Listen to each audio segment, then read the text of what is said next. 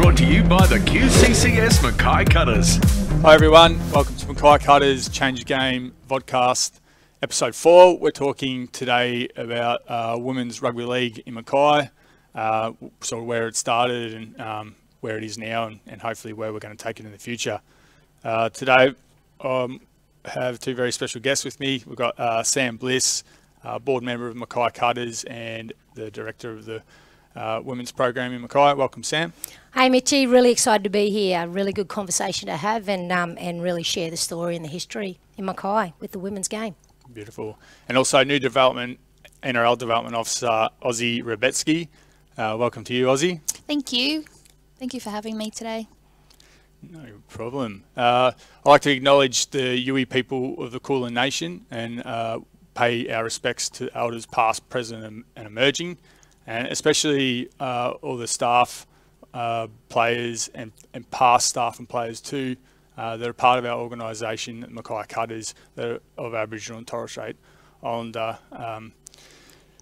Yeah, we really value everyone's contribution to their role that they play with the Cutters, and look forward to connecting with them further as we progress our discussions, talks, and bring more people involved throughout the Cutters into this change of game space.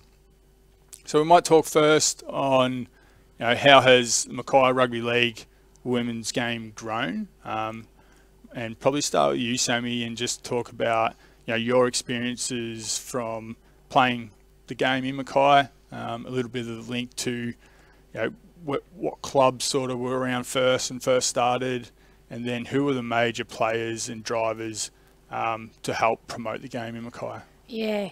So mate, when I left Mackay at the end of probably 1992 after year 12, and I headed down to Brisbane to obviously progress my career within the Queensland Police Service, but certainly I didn't have the opportunities at high school what the young girls have now with the school competition, the Karen Murphy Cup, etc.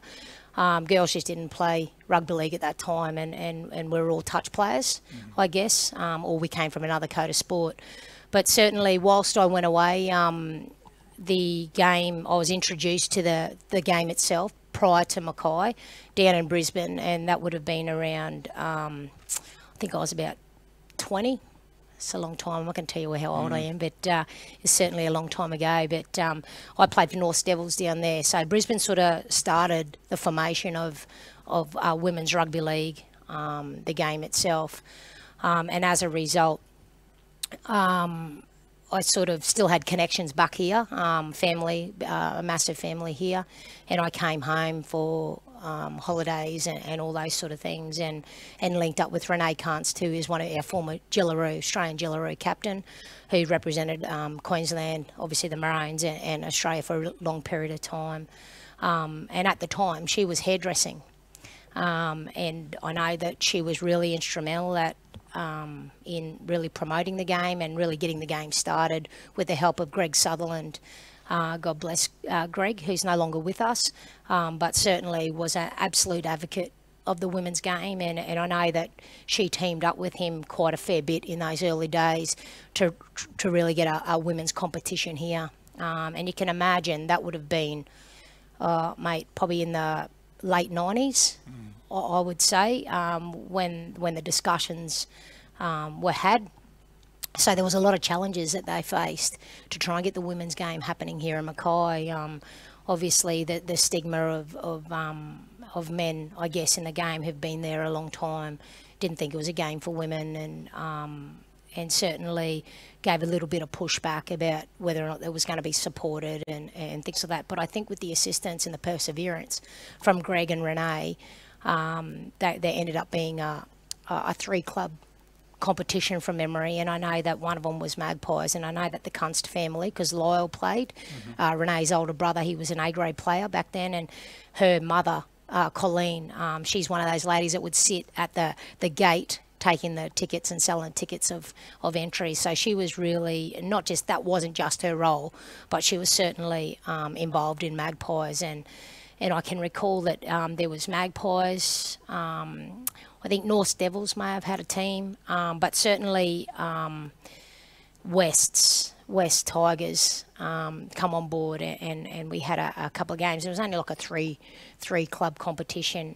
Although I played in Brisbane, when I came home, I would link up, and I'd also have a few games with Magpies just to play alongside Renee. And it was something that's where I guess that's where she started her sort of journey with the rugby league game. So that would have been probably late 90s. There may have been, I think I came home and they picked a representative team to play in like a state championship.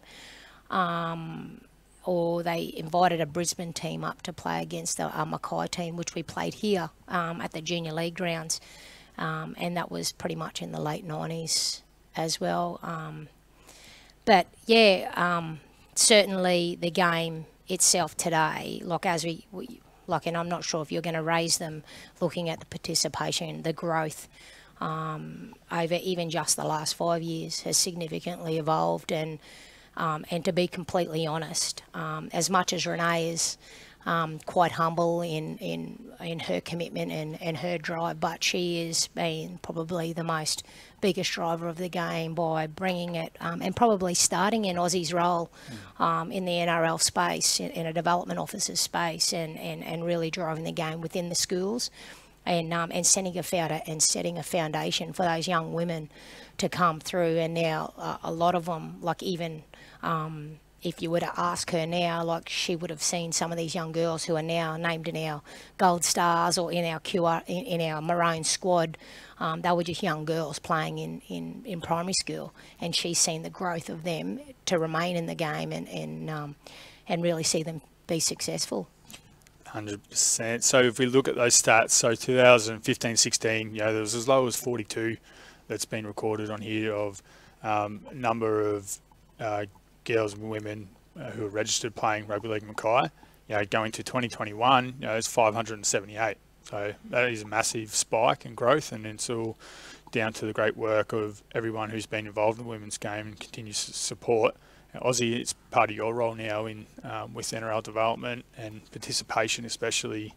And you've probably been in the school system too, and had development officers come to your school, and you also play rugby league and local comp as well. So talk us a little bit about your journey in the game, and the influences you've had, and how participation is growing.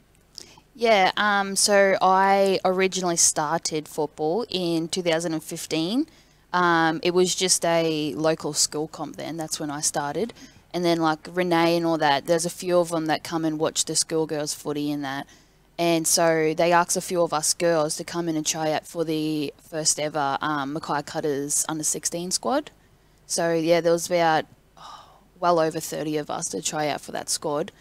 And yeah, that's just where it all kicked off. Most of us got selected into the under-16 squad. And Renee was a huge impact on a lot of us girls' lives. So I would always remember Renee and Jim coming to our school and promoting footy and coming out and playing games with us and stuff. And that's kind of where I got the love for footy, is starting from there.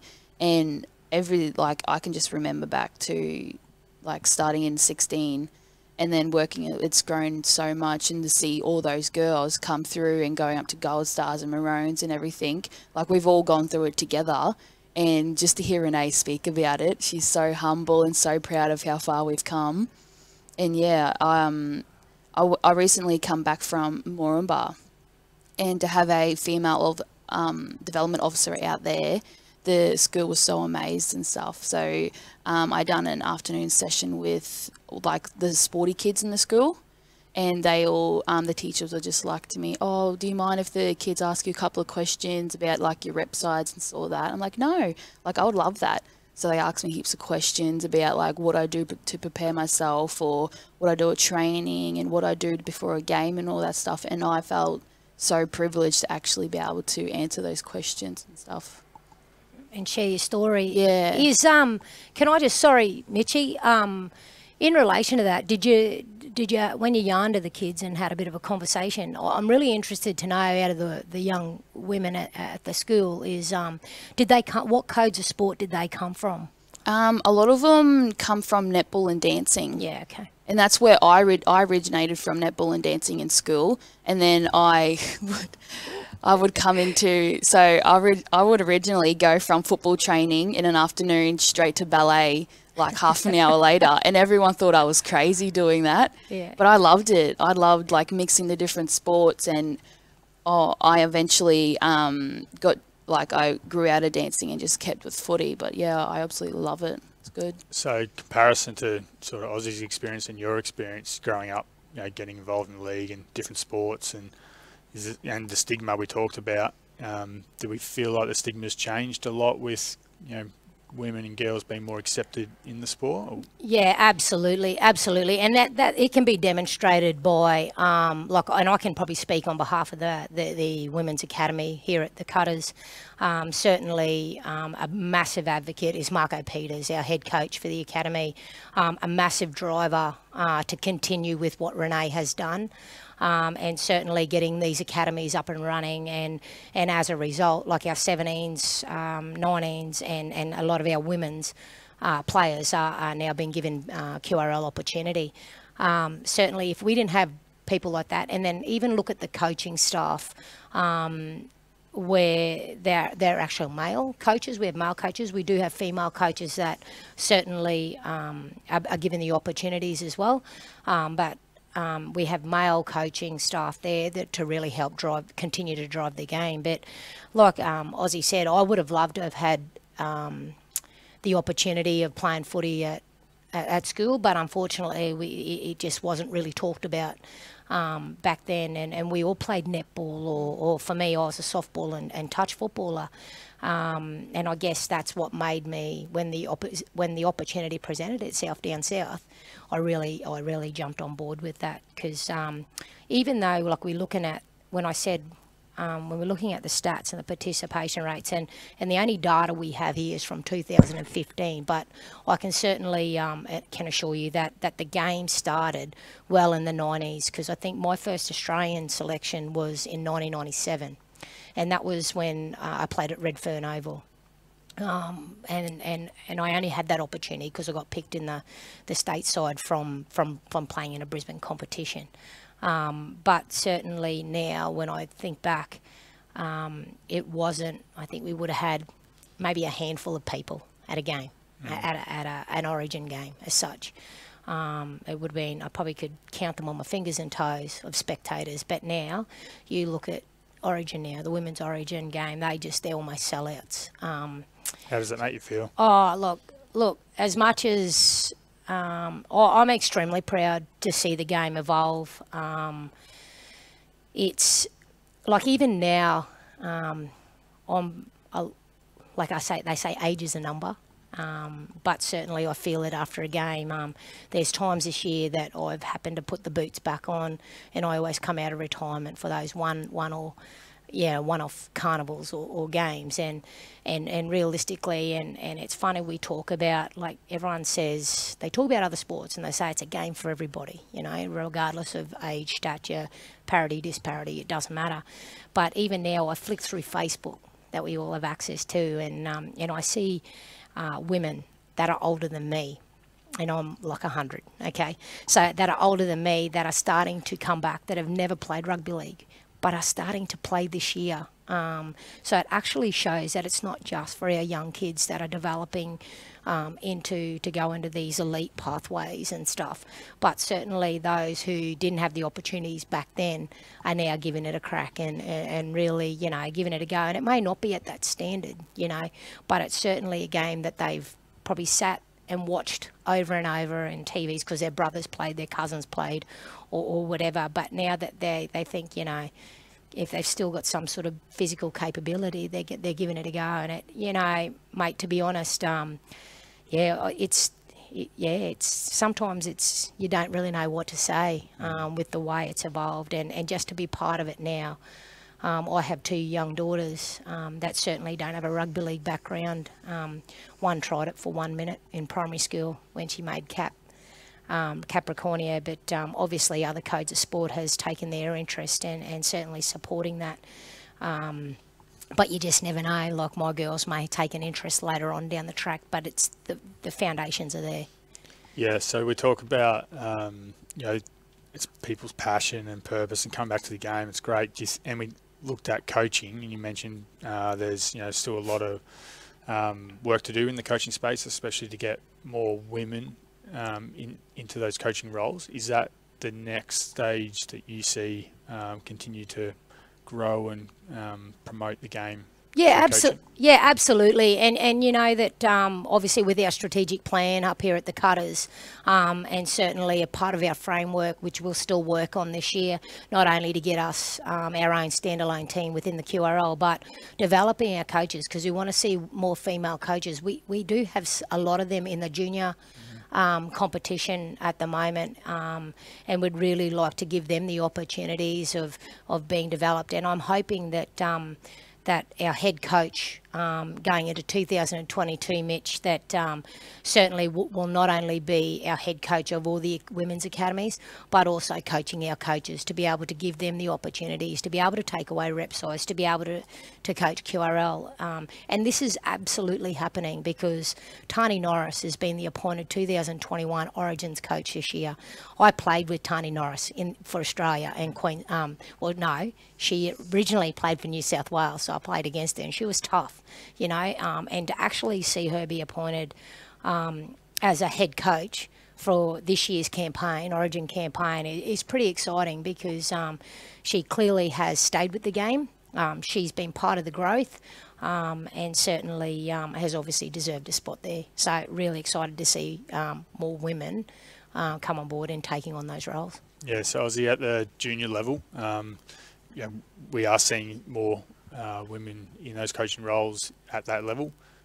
Give us a couple of examples that you're seeing out here in Mackay. I've actually seen a lot of women start off with like junior footy and all that, and they've come through the rankings, and then they obviously just want to like settle down a bit, so then they volunteer themselves into the coaching role. And it brings like a certain like fire to the air to see a woman become a coach, and seeing like the girl power out there and how far it's developing. Like, we all play with Naomi Temby in like football and stuff, and to see her become the Carlton's women's coach this year, we were all so proud of her, and I've heard that she's been doing an amazing job. And the Carltons won their game last weekend. So, yeah, I've heard a lot of good things about that.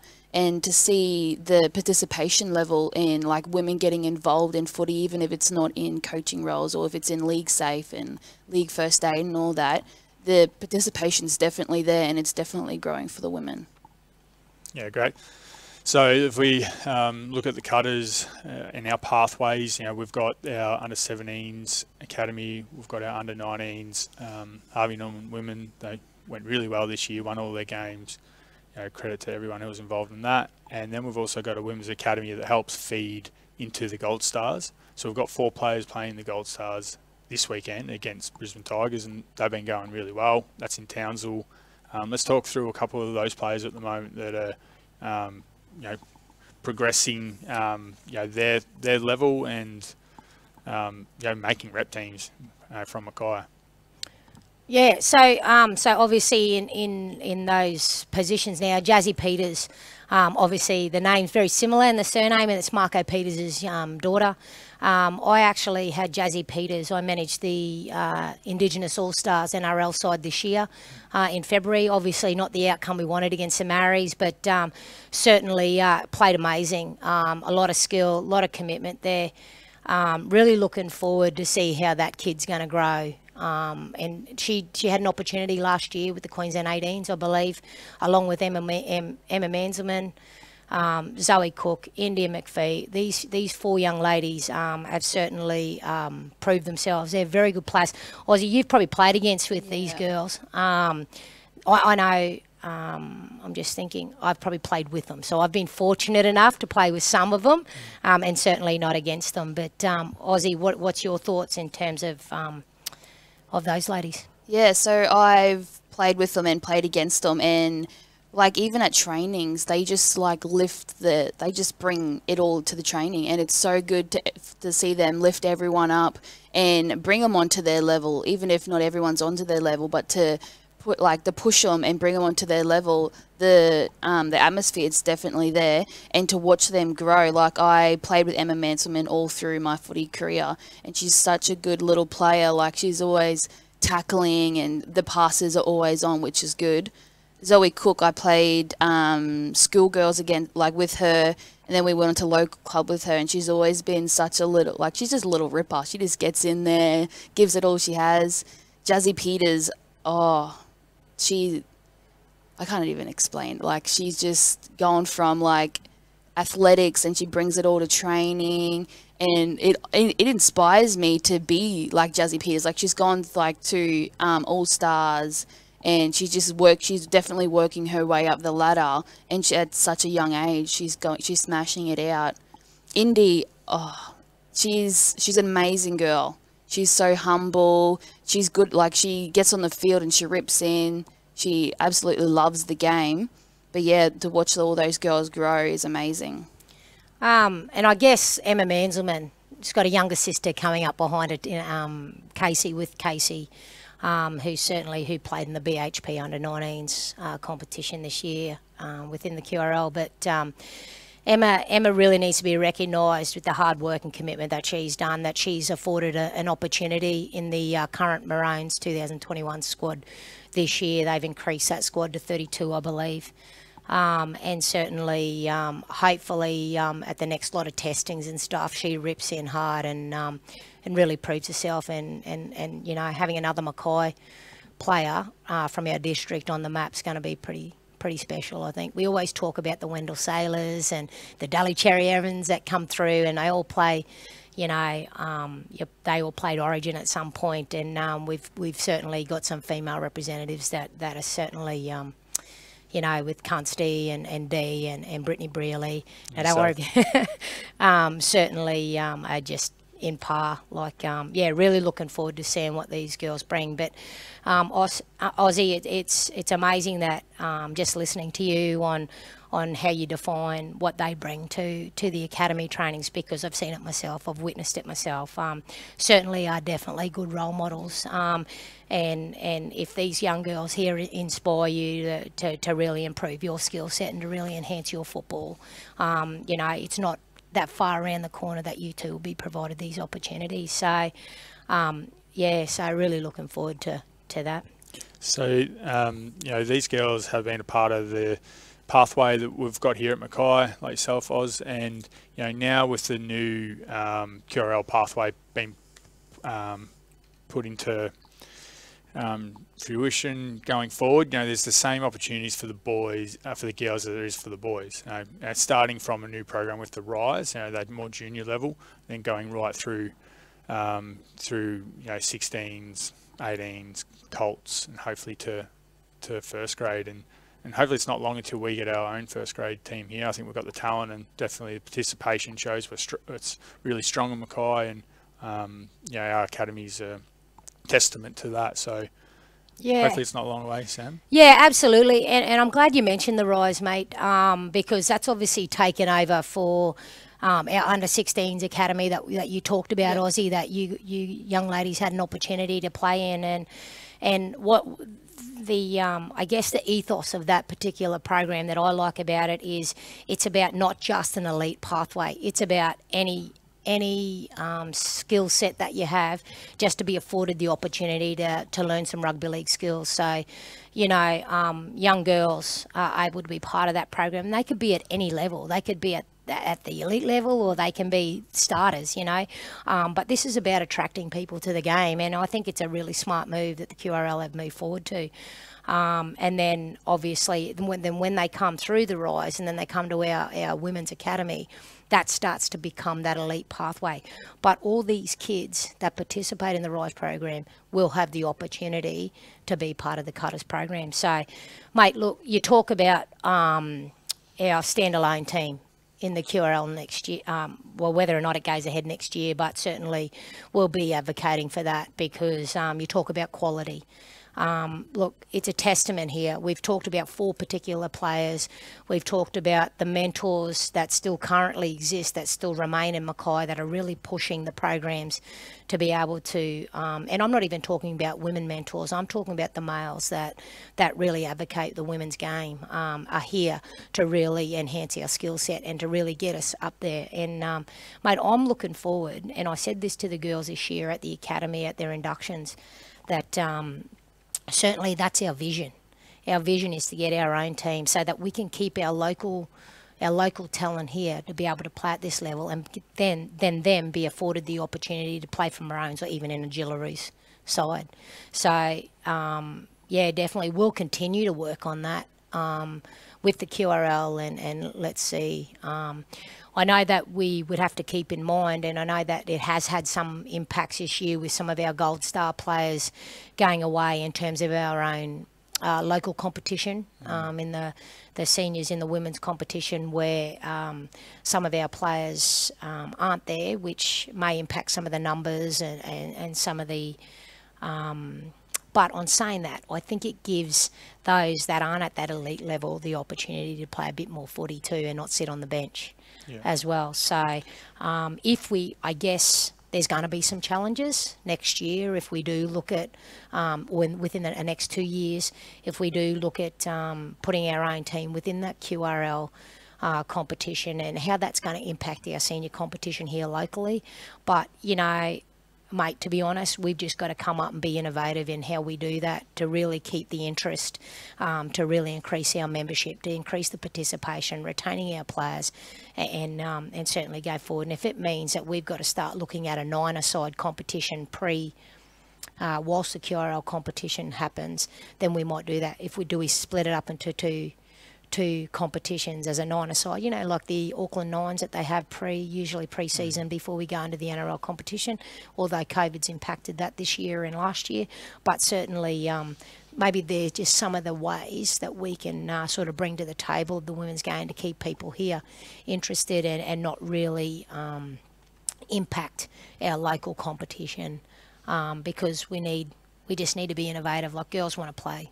Yeah, and at the highest level, instead of going away and travelling, and it's great the Gold Stars have we've been included into that, and you know it is still a 4-hour drive, but you know, like in the past where yourself and Renee and other players that have been playing at the higher level have had to travel down to Brisbane to play. Yeah, absolutely, and that's I was obviously fortunate enough that I lived down there because my work took me down there, but certainly looking at like the Dee Turners and the Brittany Brearleys that stayed playing footy here in Mackay, that they had to travel and play in the women's competition, whether that was weekly, fortnightly, or whatever they had to do. But we're even looking at the cost, the financial impact. So, you know, not just the distance, the financial impact where now women may not be given the same financial opportunities as the men, but that's going to evolve too, and that's still developing as well. But now our women are being paid to play football, you know, and these girls would have had to pay their own way back then, and I know I did too. And but that's just what we did, because that you did whatever you did to play the game you love. So. That's right. So let's move on to the Cutters, and you know, some results and if we look more towards the women's game and the Gold Stars' recent results, and some of the impact Mackay girls have played in that, and you know, projecting forward to the rest of the year for them. They had a good win on the weekend. Yeah, they did. I did watch a few clips of the game. I didn't get a chance to watch the whole game. But the one that stood out to me was when Lauren Moss and Katie Green paired up and then scored that killer try. It was a good one, and it really lifted up the air of the Gold Stars. Yeah, it was really good to watch, like to be at home and watch the girls like from Mackay smash it out. Yep, and see, initially at the beginning of the season we had a trial match against the Capras, and we got beaten.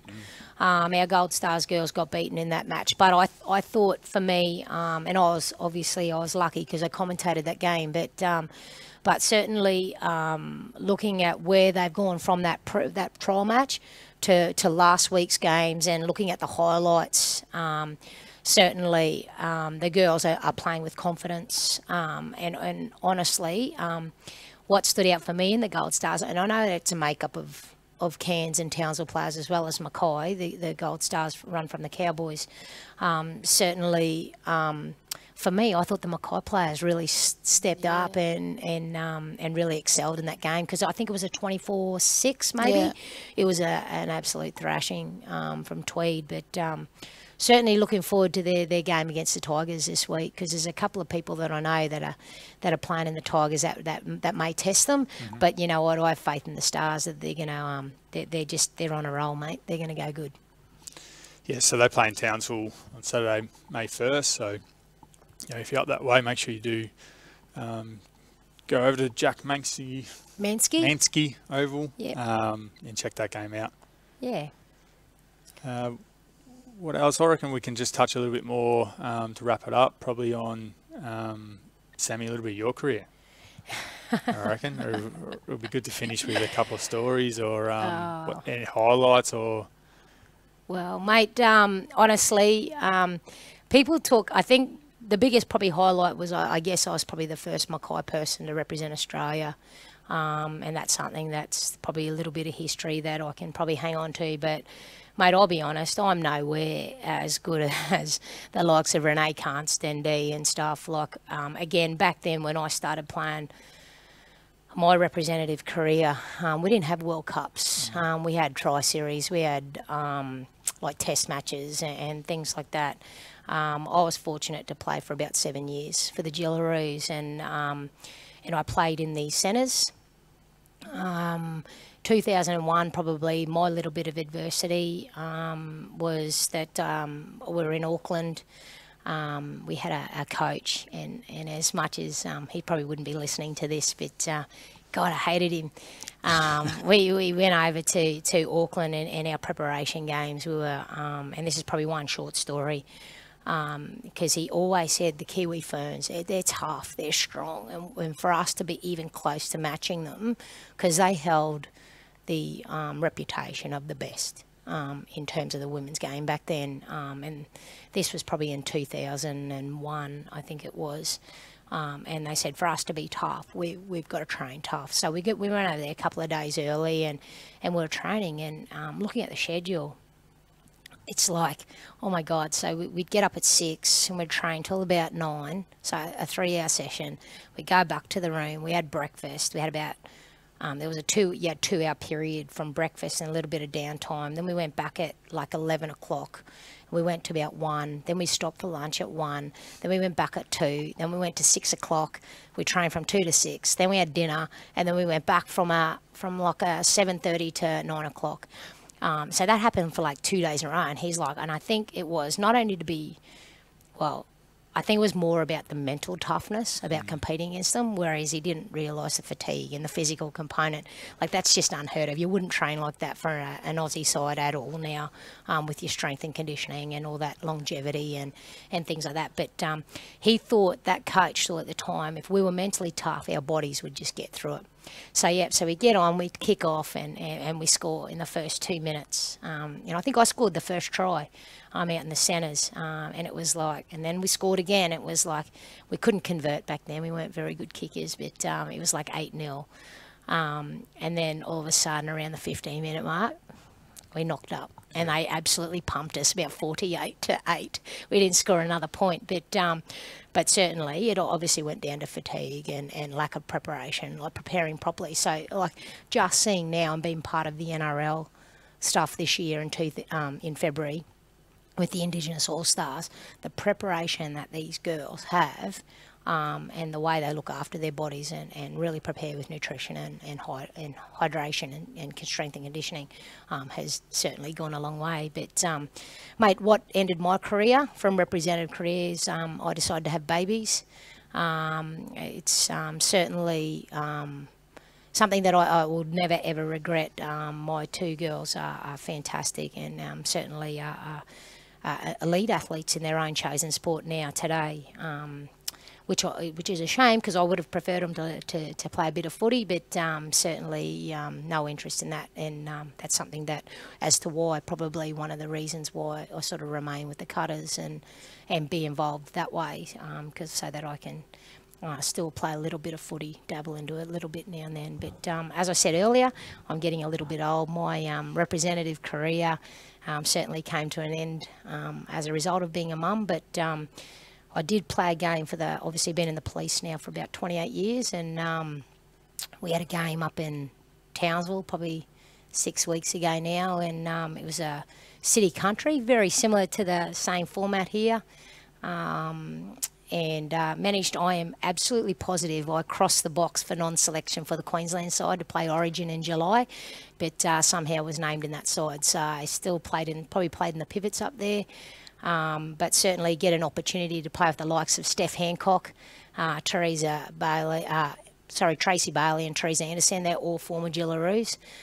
So we'll all get together and we'll play against the New South Wales Police coming up in July, and hopefully that'll end my playing career this year. But that's it. Well, that game was after one of our Harvey Norman women's games, and you brought a few of the girls into the rooms and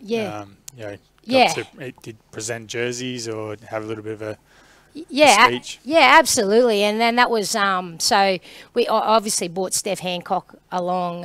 Steffi was, when I started playing, she was only like a 17-year-old kid that came and played in our Queensland team, and we were in our 20s and stuff. And obviously she's the daughter of Rowan Hancock, like an Origin legend. And certainly she's retired. She announced her retirement at the beginning of this year, so she won't actually be playing for the Maroons. So it was an opportunity for her to share a little bit of her story and to really give the Mackay Cutters girls a little bit of incentive, knowing the fact that she was there to watch them play. And you know what, those girls brought it, because we stayed and we watched that Black Hawks game, and certainly they absolutely pumped them. I actually felt sorry for the girls, the Townsville girls, but the Mackay girls were looking real sharp. But yeah, mate, these women are still around and will still continue to float amongst games, and you never know. I think Hancock, she'll probably commentate as she progresses through. I'm just fortunate enough to be able to play alongside her once again, 30 years later, but 20 years later. Yeah, it's pretty exciting. Really looking forward to it. Anything happening in NRL development that you can let everyone know about, Oz? Is there anything upcoming, or happy to wrap it up there? Yeah, we have the Males Rise program starting up in May. And that's one, I think. Yeah, we also have the Karen Murphy Cup. We completed that this year. Yep, that went really good. There was lots of participation, which there was roughly around probably a bit over 50 teams volunteered in that. Yeah, it was really good. Yeah. That's about it. We have a bit of sporting schools and everything popping up with and the changeover from NRL to QRL is happening, which is a lot of stuff happening this year. A lot behind the scenes. Yeah, a lot behind the scenes. Very good. Well, thanks, Oz. Thanks, Sammy. It's a great chat. Looking forward to seeing the women's game continue to grow on Mackay, and you're both going to be big players in that. So thanks for all the work that you're doing and continue to do. Thanks, Mitchie. Thank you. Thanks, Ozzy. That's it from us. Thanks. We'll see you next time. Change the Game. Proudly brought to you by the QCCS Mackay Cutters.